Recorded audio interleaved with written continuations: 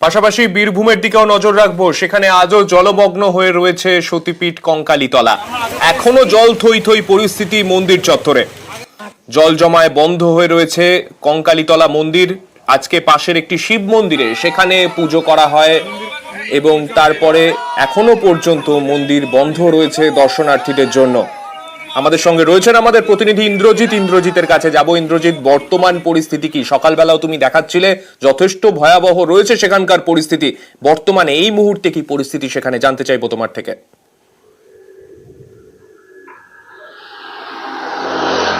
দেখো, গত রাত্রে বা গতকাল বিকালে যেভাবে জল ছিল তার থেকে কিন্তু জল অনেকটাই কমেছে বলে জানাচ্ছে এলাকাবাসীরা বা মন্দিরের কমিটির লোকজন। কিন্তু এখনো পর্যন্ত মন্দিরে প্রবেশ করে পুজো করা কিন্তু সম্ভব নয়। সেই জন্যই কিন্তু মন্দিরে যে দরজা, সে দরজা সম্পূর্ণভাবে বন্ধ রাখা হয়েছে এবং পাশে একটি শিব মন্দির রয়েছে, সেই শিব মন্দিরে কিন্তু পুজো চলছে। এবং এলাকাবাসী থেকে শুরু করে যে সমস্ত সাধারণ মানুষ, মন্দির কমিটি সকলেই জানাচ্ছে যতক্ষণ না পর্যন্ত কোপাইয়ের জল কমবে, অর্থাৎ কোপাই নদীর জল কমবে, ততক্ষণ পর্যন্ত কিন্তু এই মন্দির এলাকা অর্থাৎ কঙ্কালীতলা মন্দির এলাকা সম্পূর্ণভাবে কিন্তু জলমগ্ন থাকবে।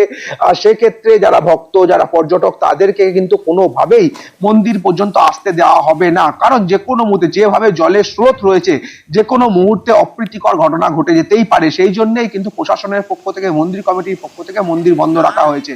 আমরা দেখেছি যে একটু আগেই ভিডিও এসে ঘুরে গেছেন পাশাপাশি বোলপুরে যিনি মহকুমা শাসক অয়ননাথ, তিনি যেমন লাভপুর গেছেন, তিনি যেমন কঙ্কালীতলা এলাকা, শুধুমাত্র কঙ্কালীতলা মন্দির নয়, কঙ্কালীতলা এলাকার যে সমস্ত বেশ কিছু গ্রাম রয়েছে সেই সমস্ত গ্রামও তিনি কিন্তু ঘুরে দেখছেন এবং যে সমস্ত সাধারণ মানুষরা আটকে রয়েছে জলের মধ্যে তাদেরকে সাহায্য করার চেষ্টা করছেন। পাশাপাশি তাদের যে ক্ষয়ক্ষতির পরিমাণ, সেই সমস্ত পরিমাণ কিন্তু জানার চেষ্টা করা হচ্ছে প্রশাসনের পক্ষ থেকে, এমনটাই কিন্তু জানিয়েছেন অয়ননাথ। বেশ, ধন্যবাদ। না